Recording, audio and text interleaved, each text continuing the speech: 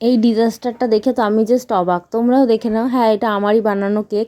আমি নিজে দেখে চিনতে পারছি না যে সিরিয়াসলি এত সুন্দর কেকটার এরকম অবস্থা কী করে হলো। তো কেকটা বলি প্রথম থেকে, এটা ছিল 1 পাউন্ড চকলেট ফ্লেভারের একটা কেক। ভীষণই সুন্দর দেখতে, ভীষণ প্রিটি দেখতে কেক। আমার খুব পছন্দ হয়েছিল। আমি বারবার ফ্রিজ খুলে কেকটা দেখছিলাম যে এত সুন্দর দেখতে হয়েছিল।